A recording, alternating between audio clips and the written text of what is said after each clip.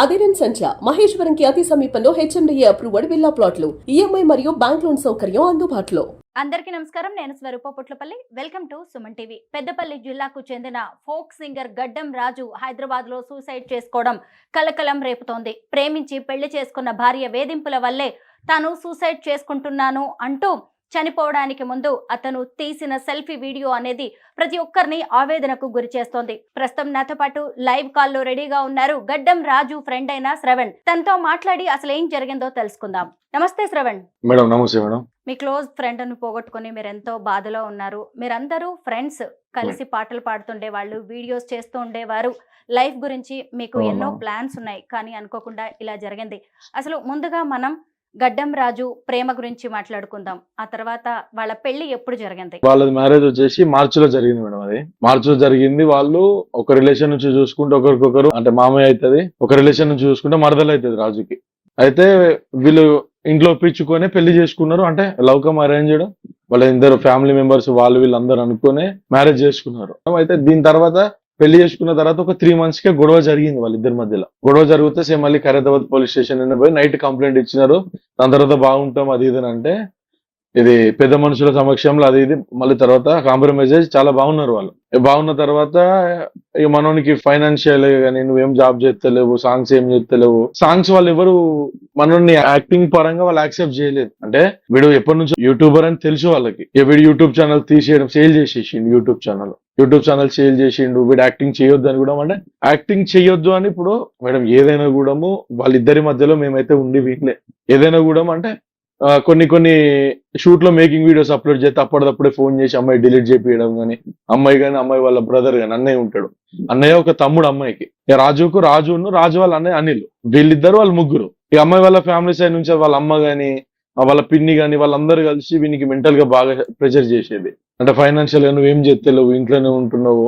వీడు కొన్ని రోజులు ర్యాపిడో చేసిండు, బైక్ టాక్సీ ర్యాపిడో కొన్ని రోజులు డ్రైవ్ చేసిండు. దాని తర్వాత ఇప్పుడు రీసెంట్ గా అది బతుకమ్మ రోజు గొడవ జరిగింది మేడం. అది ఒక శారీ గురించి గాజుల గురించి అని చెప్తున్నారు. శారీ గురించి గాజుల గురించి గొడవ జరిగింది. జరిగిన తర్వాత మంచిగానే ఆర్గ్యుమెంట్ చేసుకున్నాడు. అమ్మాయి మనతో ఎట్లుందంటే అయితే ఏదైనా గొడవ జరిగినా కూడా మనోని గలీజ్ గా తిట్టడం కానీ, అమ్మాయి మనోని అంటే ఇద్దరు కొట్లాడుకునేది. ఇప్పుడు వీడు ఆమెను కొడితే ఆమె వీడిని కొట్టేది. ఇట్లాంటి మాటలైనా కూడా వీడు ఒక మాట అంటే ఆమె ఫ్యామిలీ మెంబర్స్ అందరి నేమ్స్ తీసుకొని మెన్షన్ చేసి గలీజ్ గా ఎల్లు లెటర్స్ యూజ్ చేసుకుంటా తిట్టడం అది ఇది. ఇక వీడు ఒక్కడే కాదు, వీళ్ళ అమ్మాయి వాళ్ళ ఫ్యామిలీ మెంబర్స్ కూడా మా సరౌండింగ్ లోనే ఉంటారు కాబట్టి అందరు కలిసి అంటే వీడు ఒక్కడే అయిపోయింది. ఇక హైదరాబాద్ లో వీని సైడ్ నుంచి ఉన్నది ఎవరంటే వీడు ఒక్కడే. ఇక వీడిని మెంటల్ టార్చర్ చేసిండు మేడం. ఇక దాని తర్వాత వీడు తట్టుకోలేక హ్యాంగ్ చేసుకొని అట్లా సెల్ఫీ వీడియో ఏదైతుందో అది చేసే ముందు కూడా వాడు ఎక్కడ అమ్మాయిని బ్యాడ్ చేయలేదు, అంటే ఎక్కడ అమ్మాయి గురించి అంటే మన దగ్గర కొన్ని ప్రూఫ్స్ కానీ ఏదైనా ఉండొచ్చు, కానీ అమ్మాయి గురించి ఎక్కడ వాడు మాతో కూడా షేర్ చేసుకోలే.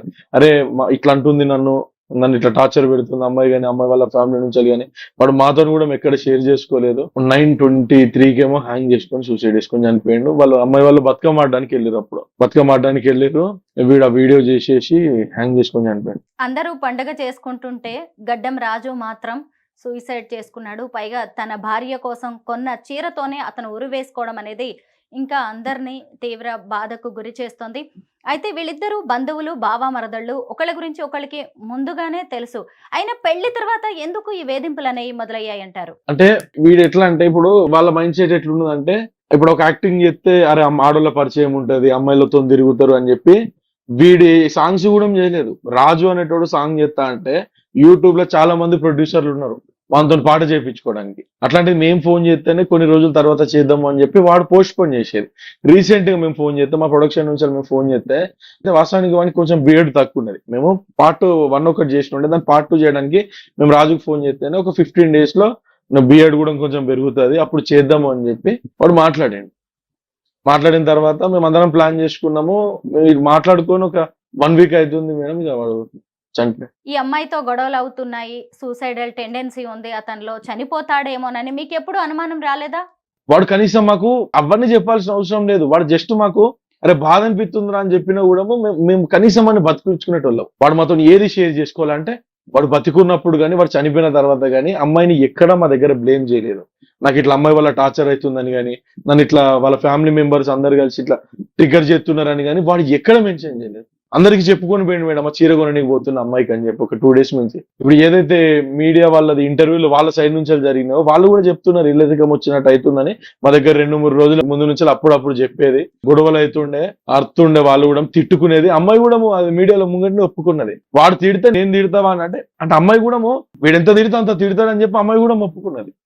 అయితే ఇదంతా మాకు తన భార్యతో చివరిగా మాట్లాడిన ఫోన్ కాల్ కూడా ఇప్పుడు వైరల్ అవుతుంది. అందులో ఎందుకు నా కాల్ రికార్డ్ చేస్తున్నావు అని కూడా అమ్మాయి అడుగుతుంది. అలాగే నీకు ఒక్క మొగుడు సరిపోడు, నాలాంటి వాళ్ళు సెట్ అవ్వరు అంటూ కూడా అతను మాట్లాడాడు. ఇంకొకటి ఏంటంటే అతను సూసైడ్ చేసుకుంటాడు అని కానీ, విపరీతమైన బాధలో ఉన్నాడు అని కానీ ఆ అమ్మాయి కూడా గ్రహించినట్టు అనిపించలేదు. మీకేమనిపించింది ఆ ఆడియో కాల్ విన్నప్పుడు? మేడం ఇప్పుడు మేము ఎప్పుడైతే కంప్లైంట్ చేయడానికి హైదరాబాద్ పోయినామో రీసెంట్ గా, ఎప్పుడైతే వాడు చనిపోయిండు, బాడీని వాళ్ళు తీసుకొని పంచనామా చేసిన రోజే అది ఎఫ్ఐఆర్ అయింది. దాని తర్వాత మా దగ్గర ఎట్లాంటి ఆధారాలు లేకుండే. మాకు అమ్మాయి మీద కూడా ఎప్పుడు అంటే వాళ్ళ ఫ్యామిలీ వాళ్ళు అందరూ అంటున్నారు దాని వల్లనే చనిపోయిండు, దాని వల్లనే చనిపోయిండు. కాకపోతే ఇప్పుడు ఎట్లయినా అంటారు, ఇప్పుడు అమ్మాయి దగ్గర ఉంటుండు కాబట్టి చనిపోతే అమ్మాయి వల్ల చనిపోయాడని ఎవరైనా అంటారు.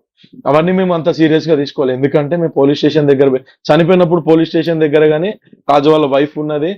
దాని తర్వాత చాలాసేపు కనబడలేదు. ఎందుకంటే పోస్ట్ మార్టం జరిగేటప్పుడు అక్కడ మేము మా యూట్యూబర్లు కానీ వాళ్ళు వీళ్ళు వచ్చినప్పుడు, అంటే రాజు వాళ్ళ మదర్, రాజు వాళ్ళ ఫాదర్ అని చెప్పి చూపించేటప్పుడు కూడా రాజు వాళ్ళ వైఫ్ ఎవరు అంటే చూపించుకోవడానికి అక్కడ ఎవరు లేకుండే, వాళ్ళ వైఫ్ కనబడలేదు. ఎప్పుడైతే మార్చరీ నుంచి వాళ్ళ బాడీ బయటికి వస్తుందో, అంటే పోస్ట్ మార్టం జరిగిన తర్వాత అప్పుడు అమ్మాయి కనిపించింది మాకు. అంటే అప్పుడు వచ్చింది అక్కడికి, అప్పుడు వచ్చింది అమ్మాయి కూడా చాలా బాధపడ్డా. అంటే మాకు ఎట్లాంటి డౌట్ రాలేదు అమ్మాయి మీద. ఇది అయిపోయి మాకు కొంచెం లేట్ గానే ఇచ్చారు మేడం బాడీని. ఇదంతా అయిపోయిన తర్వాత అక్కడ నుంచి 250 kilometers వల్లూరు పెద్దపల్లి నుంచి ఇంకా చాలా లోపలికి వెళ్ళాలి.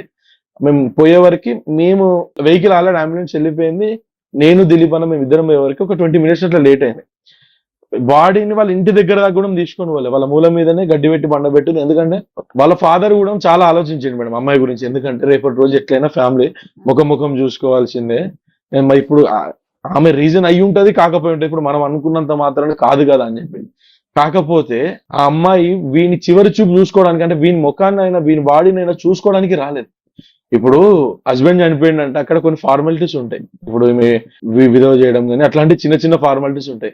అట్లాంటి ఏమి కూడా లేవు. నేను అప్పటికి అడుగుతున్నా, సౌందర్య కనబడతలేదు, చెల్లె రాలేదని అడుగుతా. ఆమె హైదరాబాద్ ఉన్నది అని చెప్పారు. వాళ్ళు ఇప్పుడు ఏమంటున్నారు, మమ్మల్ని పోలీసులు పోకని చెప్పారు, మా పేరెంట్స్ పోకని చెప్పారు. ఇప్పుడు వాళ్ళ పేరెంట్స్ కు కాకపోయినా ఈ అమ్మాయికే కదా హస్బెండ్, ఈ అమ్మాయి అయినా పోవాలి. ఇప్పుడు పోలీసు వాళ్ళు పోకమని చెప్పారు.